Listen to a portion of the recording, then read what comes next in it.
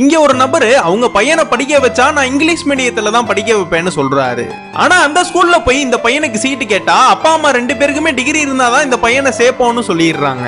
இவருக்கு என்ன பண்றதுன்னு தெரியாம ஏரியால உள்ள கவுன்சிலர்கிட்ட போய் அவர் மூலியமா எம்எல்ஏ ரெக்கமெண்டேஷன் வாங்கி இந்த பையனை அந்த ஸ்கூல்ல சேர்க்கணும்னா 3 லட்சம் ஆகும்னு சொல்றாங்க. அதனால இவரோட விவசாய நிலத்தை அடமானம் வச்சு அந்த பணத்தை ரெடி பண்றாரு. அந்த 3 லட்சத்தை ரெடி பண்ணி நல்லபடியா அந்த குட்டி பையனை அந்த ஸ்கூல்லையும் சேர்த்துறாங்க.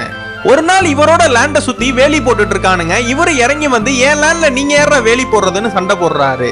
அதுக்கப்புறம் தான் தெரியுது இந்த லேண்ட வச்சு இவங்க அப்பா லோன் வாங்கியிருப்பாரு. அந்த லோனை இவரால கட்ட முடியாதனால இந்த லேண்ட ஏலத்துக்கு விட்டு வித்திருப்பாங்க. ஆனா இவங்க அப்பாவை பத்தி விசாரிச்சு பார்த்தப்ப எந்த பக்கத்து லோனு கடன் வாங்கலன்னு தான் சொல்றாங்க. இவரு ஒரு பெரிய வக்கீல்கிட்ட போய் இந்த கேஸ முடிச்சு கொடுங்கன்னு போய் கேட்டா இந்த கேஸ முடிக்கணும்னா 10 லட்சம் செலவாகும்னு சொல்றாரு.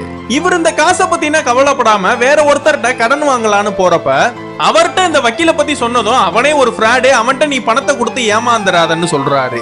இவங்க அப்பா மாதிரியே ஒரு வயசான விவசாயி மேல நீங்க லோன் வாங்கியிருந்தீங்க, நீங்க அதை சரியா கட்டாதனால உங்களோட இடத்த நாங்க எடுத்துக்கிறோம்னு எடுத்திருப்பாங்க.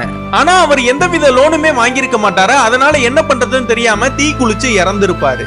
அதனால அவரோட வீட்டுக்கு போய் அவரோட பொண்ணு கிட்ட சரியான டாக்குமெண்ட்ஸ் எல்லாம் வாங்கி அந்த ஊர்லயே கவர்மெண்ட் ஸ்கூல்ல படிச்ச ஒருத்தர் இவருக்கு ரொம்ப ஹெல்ப்பா இருக்காரு.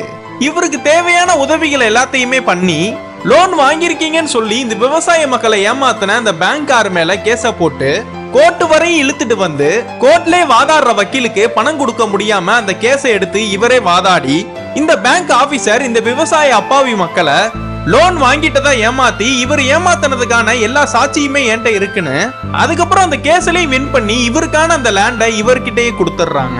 எந்த டீச்சர் கிட்ட என் பையனை கவர்மெண்ட் ஸ்கூல்ல சேர்க்க மாட்டேன்னு சொன்னாரோ அந்த டீச்சர் கிட்டே போய் என் பையனுக்கு அட்மிஷன் போட சொல்றாரு.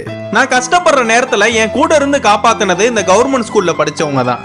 என் பையன் ஒரு நல்ல மனிதனா வாழ்ந்தா போதும்னு சொல்லிட்டு அவன் அந்த கவர்மெண்ட் ஸ்கூல்லயே சேர்த்துட்டு போயிடுறாரு.